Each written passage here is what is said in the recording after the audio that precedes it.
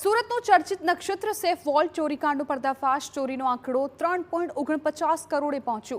Share બજારમાં થયેલા ₹3 કરોડના નુકસાનની ભરપાઈ પિતા પુત્રો બન્યા છે ચોર. દરરોજ લોકર ન ખુલતા હોય તેવી સિંગણપોર બ્રાન્ચને બનાવી સોફ્ટ ટાર્ગેટ. ડુપ્લિકેટ ચાવી બનાવનારને એક લોકર તોડવાના આપતા હતા 1200 રોકડા. સીસીટીવી ફૂટેજ કાયમી ડિલીટ કરવા આરોપીઓએ ગૂગલ જેમિનાઈ એઆઈની મદદ લીધી.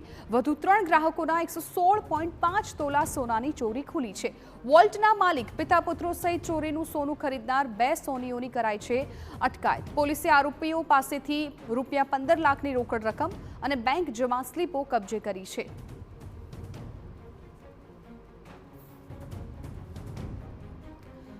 મહત્વપૂર્ણ છે કે 2 દિવસથી આખો આ મામલો નક્ષત્ર સેફ જે બેંક છે તેને લઈને ચર્ચા થઈ રહી છે અત્યારે, કેમ કે કરોડોનું સોનું છે એ ચોરી લેવામાં આવ્યું છે અને જે માલિક હતા તેઓ જ આમાં ચોર નીકળ્યા છે. સંવાદદાતા બળદેવ સુથાર વધુ જાણકારી આપી રહ્યા છે, ફોન લાઈન પર જોડાઈ ગયા છે. બળદેવ, આમાં નવા ખુલાસાઓ થઈ રહ્યા છે. એક વિગતો એ પણ સામે આવી છે કે ગૂગલ જેમિનાઈનો ઉપયોગ કરવામાં આવ્યો હતો લોકર તોડવા માટે. જે લોકર તોડવા માટે આવતા હતા એમને ₹1200 આપવામાં આવતા. અત્યારે આ મામલો ક્યાં પહોંચ્યો છે, કઈ રીતની તપાસ ને શું જાણકારી?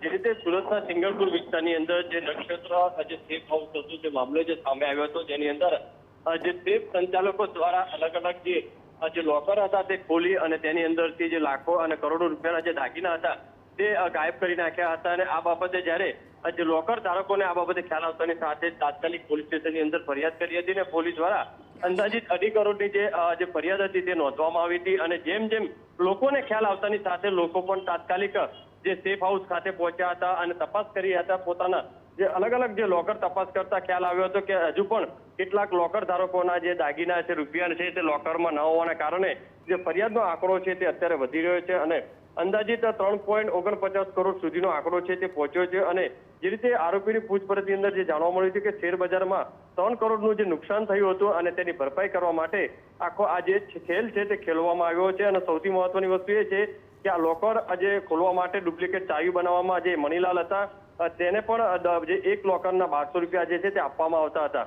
એટલે તેના આધારે પણ તેમની જે ધરપકડ કરવામાં આવી છે અને જે સીસીટીવી ફૂટેજ છે તે પણ જે કંઈક ને કંઈક જે ડિલીટ માર્યા હોવાની જે વાત સામે આવી છે. અને આ જે દાગીના જે લોકરની અંદરથી લીધા હતા તે દાગીના છે જે ગોલ્ડ જે સોનીને આપ્યા હતા તે બંને સોનીને હાલમાં પોલીસે અટકાયત કરી છે અને વધુ તપાસ હાથ ધરી છે.